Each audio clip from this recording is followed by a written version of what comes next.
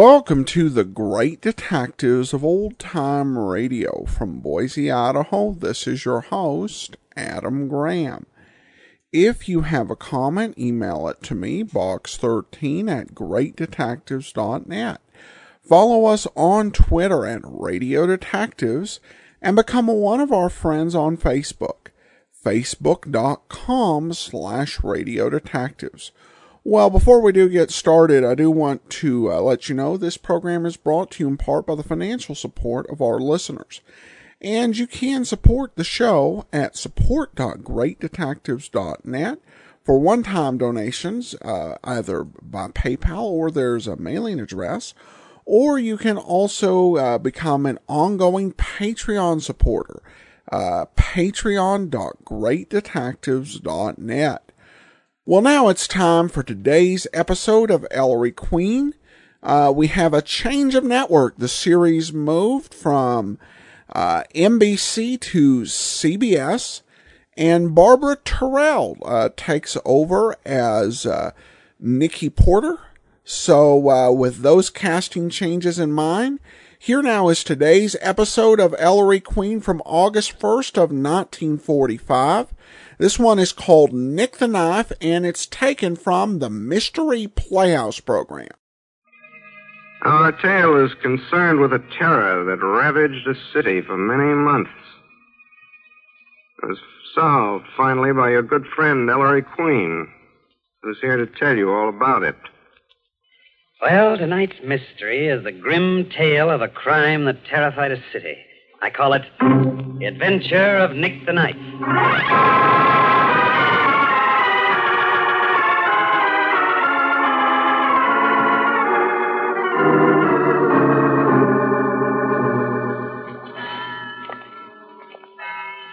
Well, I'll say goodnight here, Lou. Oh, but Gladys, your house is a block away. Oh, you know, Pa. He gets awful mad when I stay out this late with a fella. I know, but I don't like you walking the rest of the way alone in this dark neighborhood, Gladys. Oh, you're sweet. Well, good night, Lou. Okay. Good night. Gee, gosh, it is dark tonight. Well, I sure hope Pa ain't waiting up for me. Who's that under the tree? Pa. Pa, is that you?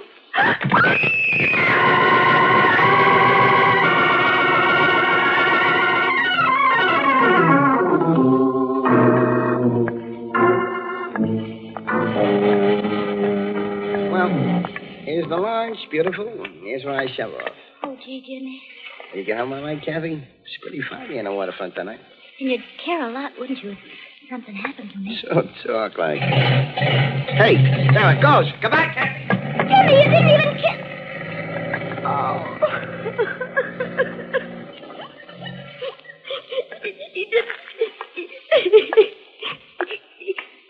Is that Jimmy? Jimmy coming back? Jimmy, is that you? Oh, I'm hearing things. I better be getting back home. What is? It is somebody. What is? You'd better stop following me or I'll call a policeman. Help! Help!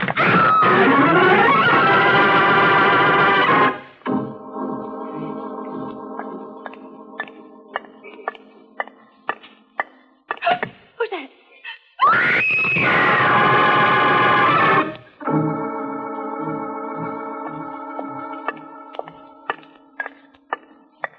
Oh, somebody there.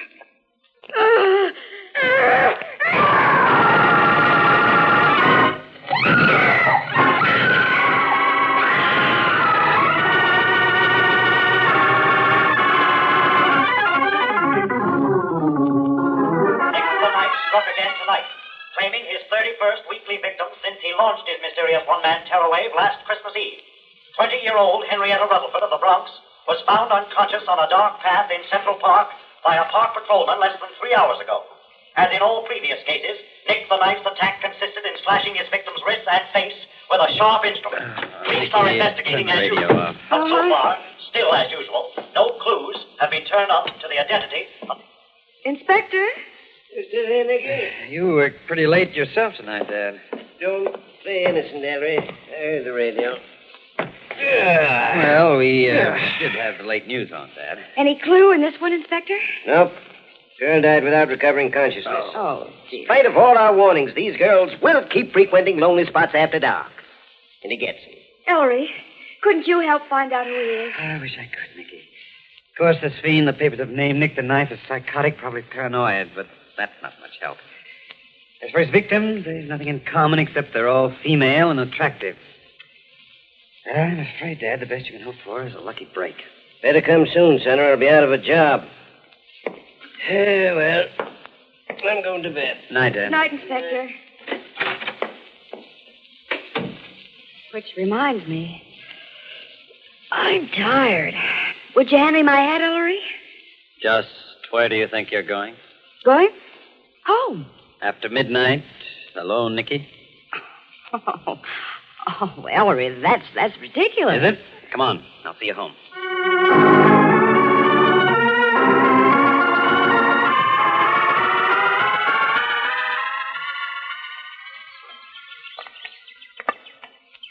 This is the first time we've been out together since you took me home last week. Mm-hmm.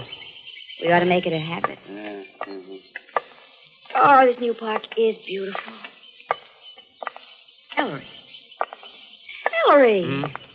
Oh, never mind. When you're thinking up a new mystery plot, a girl may as well be playing solitaire. What's that over there? There, that's the entrance to the maze. Entrance to the what? The maze. M-A-Z-E. Theseus killing the Minotaur? Oh, you mean a labyrinth. Oh, in parks they're called mazes, Nicky. A crazy arrangement of crisscrossing paths that get nowhere. This one is enclosed in high walls and has a glass roof over it. Oh, how silly. No, it's fun. There's only one exit. That gate there where the policeman is talking to that... Why, he's talking to Sergeant Feely. By George, he is. Sergeant! Okay, Ellery, go ahead. Maxwell, Miss Porter. Hi, Sergeant. What are you two doing here? Admiring the new park. How about you? Nick the Knife case. Oh. The inspector figures the opening of a new park will draw Nick like a fly to mustard. The place is it's filled with extra details. Yes, it's a good thing, too. Sergeant, who's that handsome young cop you were just jabbering with there at the entrance? Why, he's disappeared. Yeah, I told him to go inside and have a look around. Nice kid on the cot. He's just been reinstated in the force. He stopped a Nazi sniper's bullet a couple of weeks before VE Day and got his honorable discharge. Some hunk of man. I'm sure if you want to meet Officer Indicate Nicky, Sergeant Feely can... A girl screaming. Nick the Knife. Come on, Nicky. You stay away. Call an ambulance. Ellery. Don't argue, Nicky. Do it. I told her the next one to Give it to die. me, Billy. Here you are. Back on the back whistle. I'm going in. Wait for me. No, Vicky Feely. You stay here. This is the only exit from the maze. Nobody's come out since that girl screamed. Nick the Knife is trapped inside. We got him. I better whistle for help, too. If anyone tries to get out, shoot the kill. I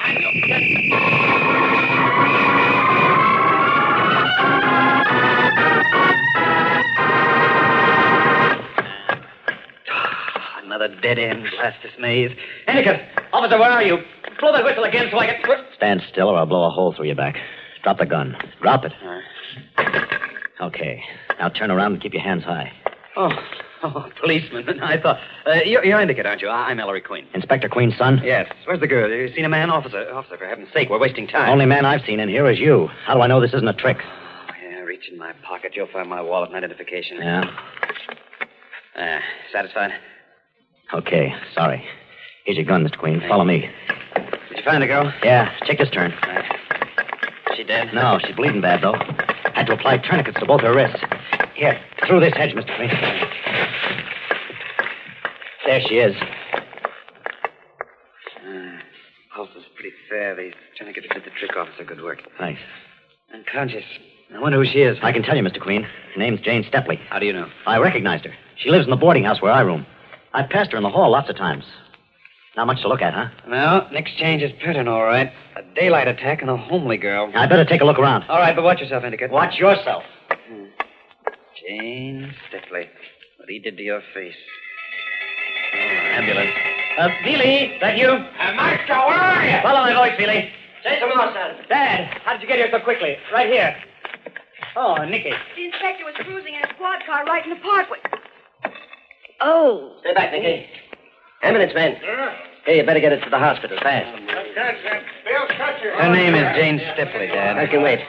Where's the officer who's here? Indicate, searching the maze. Sergeant, did you have any luck at the entrance? Just one guy, Master, trying to get out. And who do you think it is? All right, ambulance men. We'll see you at the hospital. You men, bring Snow Summers over here. No, Summers, the hophead dead? Ties in, doesn't it, son? What a ratty little man. And look at his eyes, Ellery. Just pinpoint. Thanks to the drug he takes, Nicky. Snow Summers. Oh, let me go. You got me wrong. I nicked a knife and go. Summers are up to the eyeballs. What did you do with the knife? Knife? Now, look, ain't pin the strap on me. Let me go, will you? Let me go, let me go. Knife dead. I just found it under that shrub, tossed away. Ooh, what a wicked-looking thing. That's your knife, Snow, isn't it? No, I didn't cut nobody. Why waste time, Inspector? He's a hop. He was the only one in the maze, so he's nicked the knife. Oh, now, listen. I come here to pick up some pennies, yeah? I won't lie to you. I'm a dip, see? Okay, I'm a dip, but I ain't no dame cutter. I ain't some down though, so I figure I better face it. This cop's stuff. Bring him downtown. He'll talk there. Let go, boys. Let go, let go. Look. Officer Endicott with another prisoner. Oh, but Ellery, that little man can't be nicked a knife. He's so jolly looking. Yes. Who's this now, officer? Inspector, I found this one here in the maze, roosting up in a tree. A tree. Hiding, huh? What's your name? Hodges. Joyce K. Hodges. Ellery. The K is for Kennicott, but I changed to K for Kilmer. Joyce Kilmer Hodges. You see, I love trees. You love trees? Yes. Trees are so green, you know. Trees are so green. Yes. Joyce K. Hodges. Ellery, that case in the papers 2 years ago. Yes, that's Dad. You recall this man's wife left him for another man, particularly nasty mess. Hodges tried to kill her. With a knife. Now look at him. Yes, Mr. Hodges. Yes?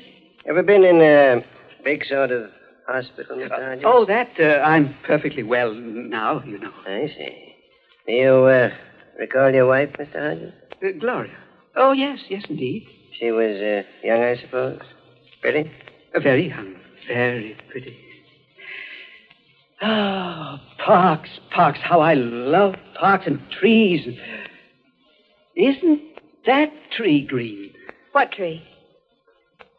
Ellery, he's looking at me. Take him away. Come on, little acorn. That's it. Now can not only be Snow Summers the hophead, but Mr. Joyce Kilmer Trees Hodges. Inspector. Right, Bailey. Now, take it easy, Inspector. Take what easy, Bailey? The boy just found another one. Another one? Sure there aren't any more? Oh, no, he's the last. One of the boys found him laying under a bush sleeping. Sleeping? Bring him here. Okay, come on, bring him in here. Was that the man? That tremendous Come fat on. man? Look at his hand. He is a brute, isn't he? What's your name? Adolf Blutner. Blutner. What do you do for a living, Blutner? Butcher. Butcher. You working at your trade, Blutner? Right. Laid off. Now for months already. No meat. No meat. No. It's too bad. You, enjoyed your work, Yeah, sharp knife, cut meat good. But now no meat, no good. What were you doing in here today, Blutner? My head hurts. I'm lonesome. I like see people. Pretty girls, huh? Yeah, pretty girls. Like Fräulein. Me? Ellery. There you are, Blutner. Take him away. All right, now for him to headquarters. Come on, get away. Well, Dad, it looks like a job. Yep. Unless this latest victim can identify one of the three as her assailant. As soon as Jane Stepley can be questioned, we'll take Summers, Hodges, and Blutner down to the hospital and have her pick out Nick the knife.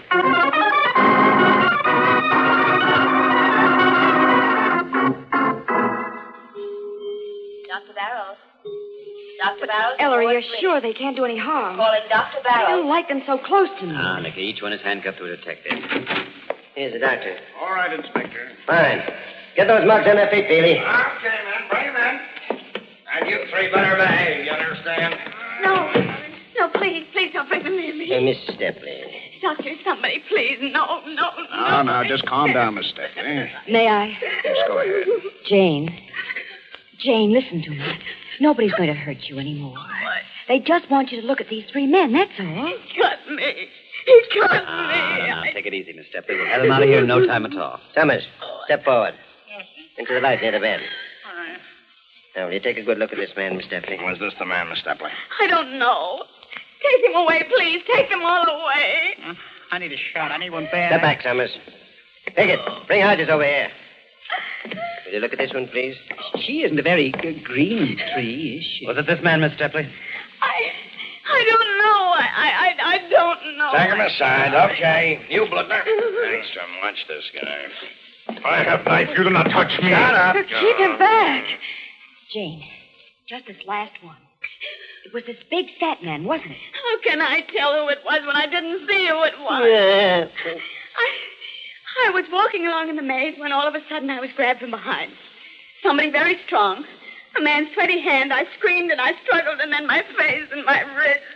And that knife. My face. They won't let me see my face. Your face will be all right, Mrs. Stepley. I've spoken to the doctors, and they say you'll be out of here in a week. And then when you're all rested and healed, a little plastic surgery. I knew it. I'm disfigured for life. I Better knew go, it. Inspector. We're finished anyway, Doctor. Okay, outside. Finished is right. Unless the medics can tell us which one of them is Nick the Knife. Or the eminent Mr. Queen can come up with one of his brilliant suggestions. As a matter of fact, I have one. What is it, Ellery? No, Dad. You turn Summers, Hodges, and Blutner over to the psychiatrist first. I don't want to make this suggestion except as a last resort.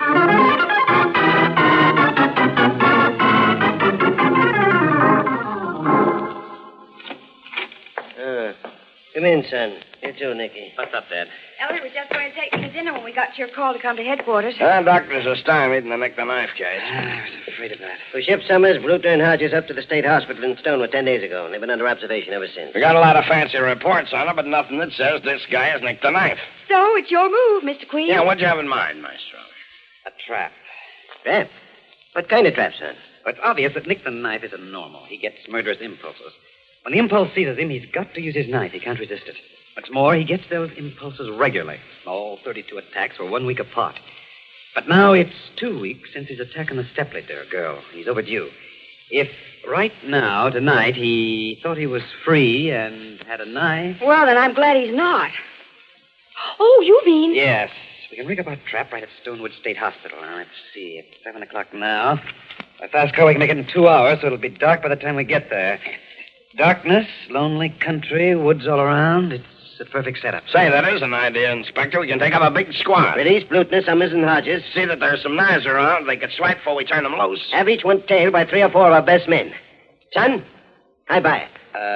There's only one thing. You bet.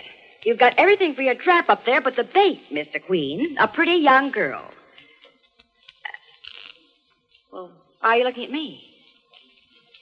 Oh, no, I should say not. If you have any fantastic idea that I'll... No, Nicky, I've got it all figured out. You don't think I'd put you in any real danger, do you? Now, there's no use talking. I simply refuse to do it. There won't be any danger for you, Nicky. You don't have to be scared, Miss Porter. Scared? Wait, No. Silly, Nicky.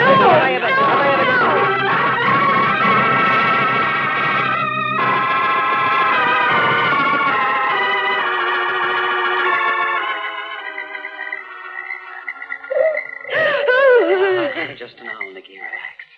Oh, relax, the man said. Sits me here in this glade all alone under a bright moon at midnight with a knife-toting maniac prowling in the woods looking for me. And he expects me to relax. I'm right here behind this bush, Nicky, so close I can touch you.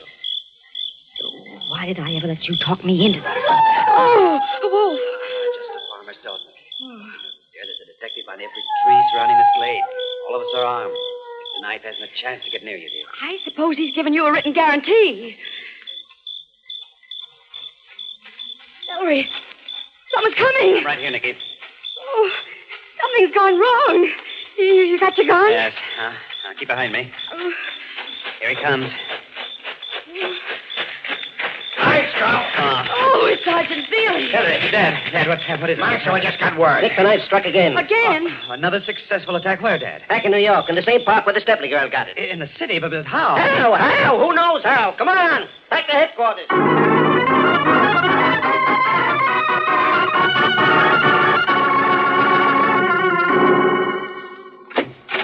Petey. Well, what's the hospital say? Girl just died, Inspector. Oh, the poor thing. Oh. This is the cop that found her. It's Officer Endicott again. Hello, sir. Inspector Queen, I've made my written report. I want to hear it, Endicott. Yes, sir. I was making my usual 10 rounds in the park. Where in the park? In the maze, Inspector. I wasn't in there 3 minutes when I heard a girl scream. From inside the maze, Endicott? No, Sergeant, outside in this case. I ran out and started looking. Screams had stopped. Took me a few minutes to locate her. Finally, I found her.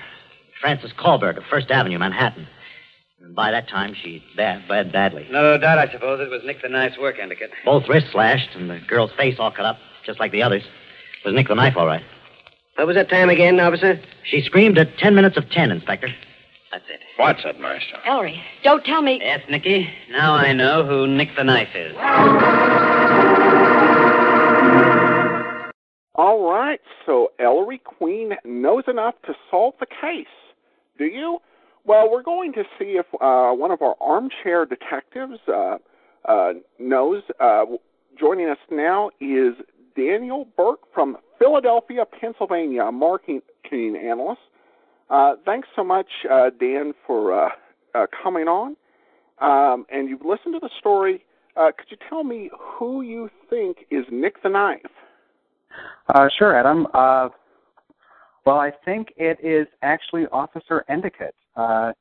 He was the only other person in the park in the maze at the time of the murders, and Ellery Queen was very clear about going to the, I guess it's the hospital, the asylum, where the suspects were being held.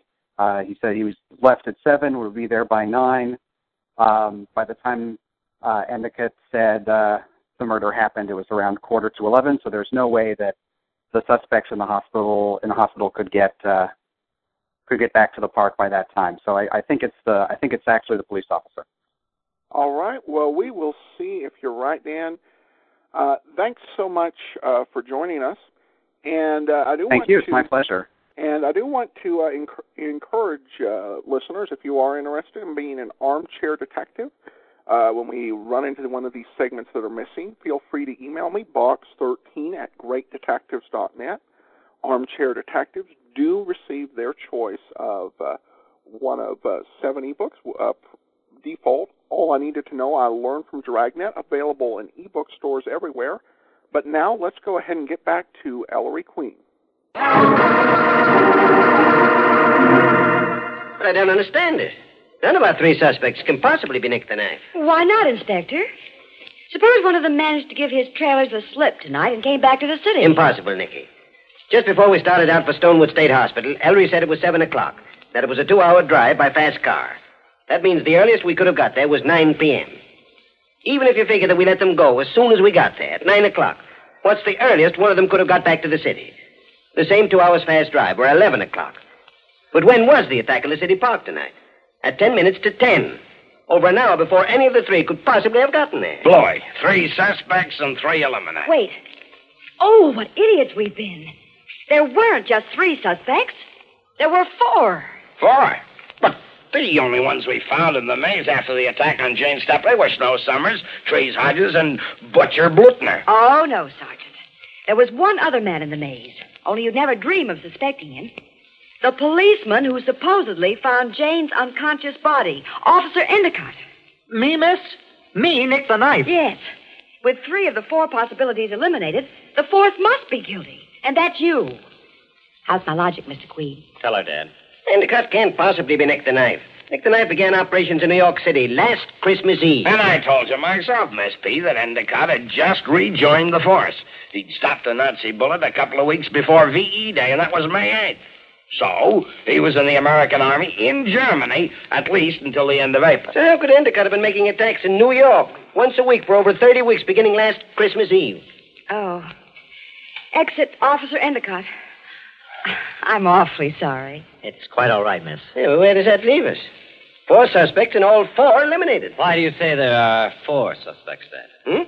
Yeah, because there were only 4 people in the maze during the attack on Jane Stepley. There were 5. 5? Who was the 5th, Ellery? Jane Stepley herself. Jane Stepley herself? But, Master, she was the one attacked with a knife. And she attacked herself with a knife, really. No other possible conclusion. Only 5 people were in the maze during the attack, and 4 eliminated. So the 5th must be Nick the Knife.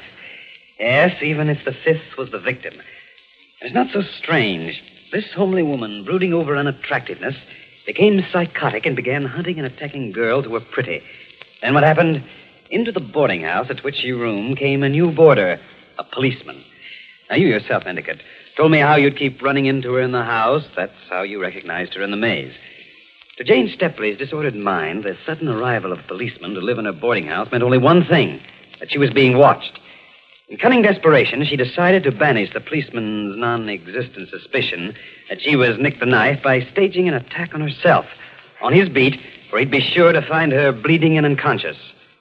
And she very nearly got away with it, poor thing.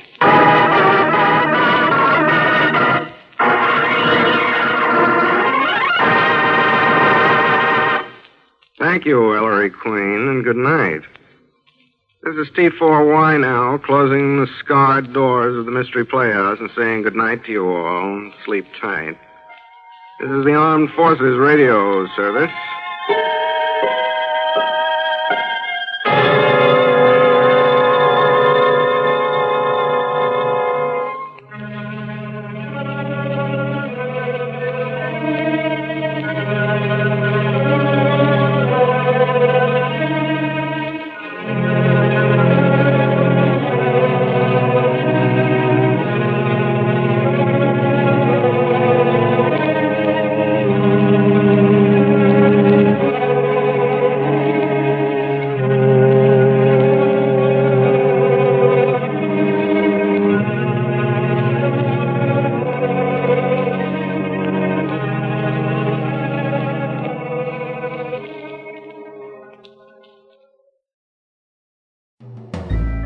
This is Andrea J. Graham, author of the Web Surfer series, and a Madam's Wife.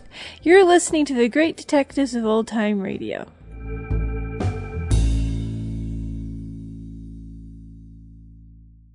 Welcome back. Once again, thank you so much to our Armchair Detectives. Definitely appreciate you. As I'm recording this segment before we actually record the Armchair Detective segment, I'm not sure whether they were right, but I'm certain they did a good job, and appreciate them filling in for what the Armed Forces Radio Service has cut out. This is an interesting case, a kind of softer attempt at a Jack the Ripper story, and an interesting murderer, even if it's a somewhat weak motive. I liked Nikki's theory.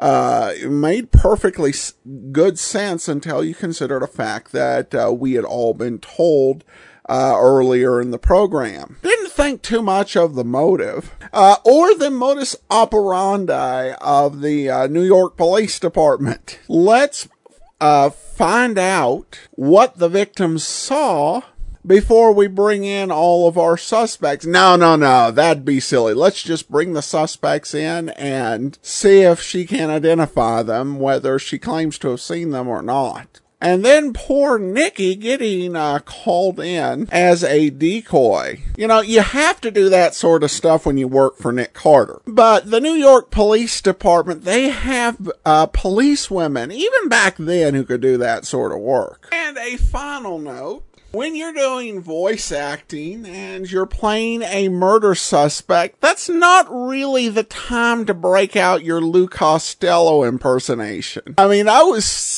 sitting there listening to that, and I was laughing too hard to take it seriously. Well, we turn now to listener comments and feedback, and David says, "Am I the only one who's creeped out by the Bromoseltzer train? I know it's supposed to be a train chanting the product in a happy way, but to me it just sounds eerie and disturbing. Of course, I'm basing that on current standards. Who knows? Maybe people like that sort of thing. Oh, so many years ago." Well, thanks so much for the comment, David.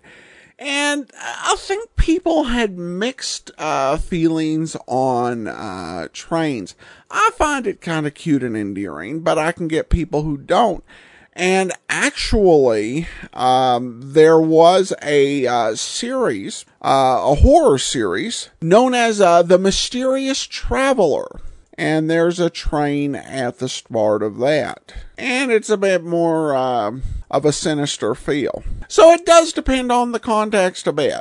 Thanks so much for the email, David, and that will do it for today. Join us back here tomorrow for the Adventures of Philip Marlowe, and next Tuesday, it's another adventure with Ellery Queen.